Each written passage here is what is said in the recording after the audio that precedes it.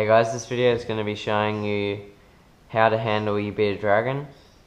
So I'm going to do a few different sizes. One's going to be a hatchling, which is around this size, and it's going to be a juvenile and an adult. So when you first get your bearded dragon, it's normally going to be a hatchling, and it'll probably be a little scared of you, a little flighty, and it's not going to really want to be handled. But the best way to fix that is to handle it and handle them often. That way, when they get older, you know, you can have them on your shoulder, just handle them, and they're not afraid of you and everything. So it's best to start when they're young. So firstly, the best way to approach, actually no, I'll start with some bad ways to approach them. Never go from above, because they'll think you're a predator. You can see he just ran away there. Try that again. Yeah, you can see he's startled from if I go from above. So the best way is to go, so if we just turn around here, the best way to do it is probably to, if it's a hatchling, bring your finger in like that until he puts his hands up on your finger, and then you can just lift up his rear like so, and then you can just turn it again. There we go. And you just have them on your hand. And usually, well, if it's a scared bearded dragon, they won't really chill. But if you have them on your finger like this, they'll chill for a while, usually. So yeah, hatchlings are really easy. There's a few other ways you can do it. Like you can lift them from the base of the tail, though I wouldn't recommend it, just because it's not really stabilizing them enough. You can just go from the rear and pick them up like so. Just make sure you stabilize their whole body. Really, that's the big thing. Like you don't want to just hold them by the head or by the tail, as I said before. You want to, yeah, stabilize their whole body. That's another way you can do it. You can go from the side. But yeah, I think the best way to do it is from the front. Then just lift them up. Okay, so I'm just going to go get a juvenile bearded dragon, and I'll be back. Okay, so I've got the juvenile bearded dragon. I've decided to get this one because this one is really flighty, like it's just scared. I'm not sure why, just from when it was born it's just always been flighty and afraid. So yeah, probably the best way to do it is with one of these, just because it's harder. So yeah, just make it easy for you guys if you have one that's similar. So yeah, just like with the hatchling, what you want to do is slide under there and just lift up until, or you can even just place the hands like that.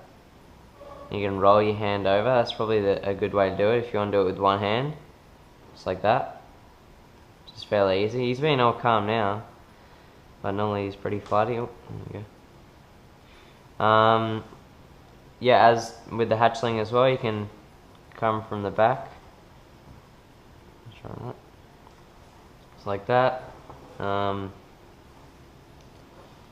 else can you do? You can go like this, lift them up from there. And if you don't want them to jump out of your hands, it's best to hold them like this with your thumb over them. That way, if they do go to move, you can try and get it to move. You can bring your other hand, and they can't really move forward. You're holding with not a tight grip, but a firm grip. So like this, as you can see. So you just want to change hands. So just keep letting them run through your hands. Ooh. Yeah, and that should be fine. So yeah, just like one hand, that's two hands, whoops. Try that again, just like that. And then run through your hands if he's being a bit annoying, like this one. And the best way to solve a flighty bearded dragon, as I said before, is just to handle it. So yeah, I've been handling this guy for a little while now, and yeah, he's already showing signs of improvement. Like, I couldn't hold him like this before, he'd just keep running and running. So, yeah.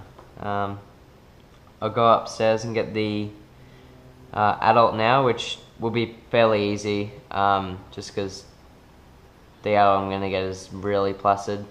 But, yeah, most adults normally are, so yeah, I'll just go up and get him. Okay, so this is Scooby, and he's actually a fairly small adult,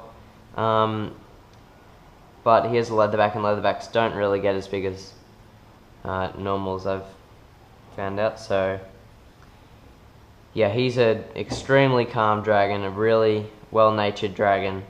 You can see there when I pat him, he's got his eyes closed and everything. Yeah, great dragon.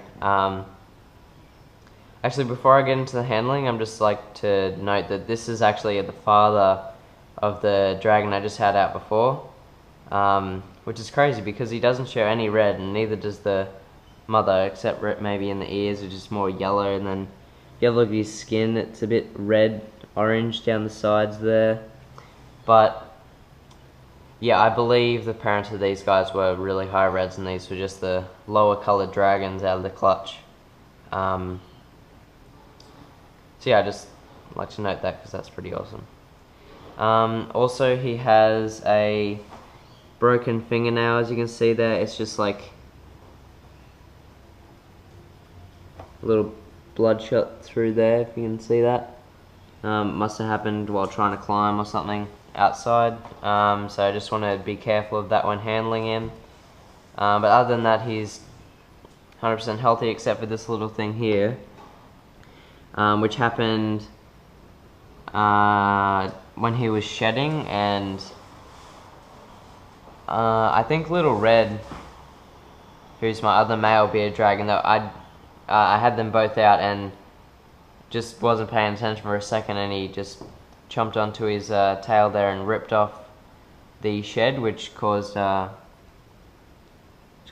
little damage there. But hopefully through another shed that'll heal itself. So yeah, onto the handling.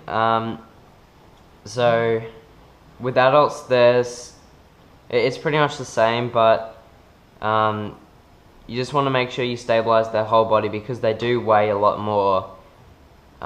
So they can really feel if you drop their back legs, when it's a hatchling or a juvenile, they don't really mind too much. Also, this nail here, it looks like it's broken. Maybe.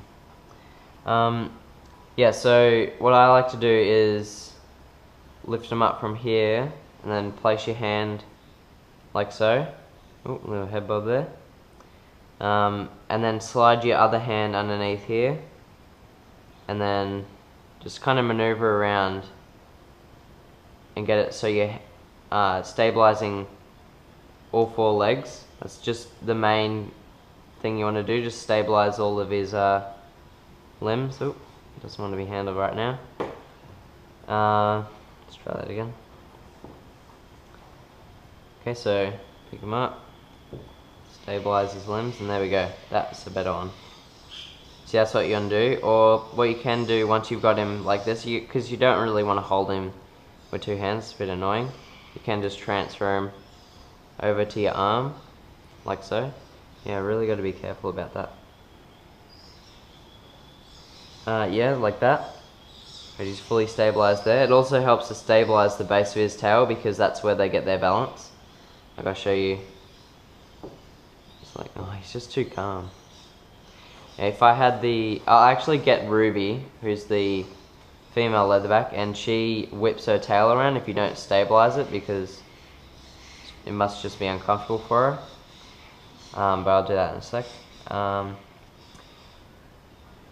So another way you can do it is by the base of the tail and then bring your hand underneath.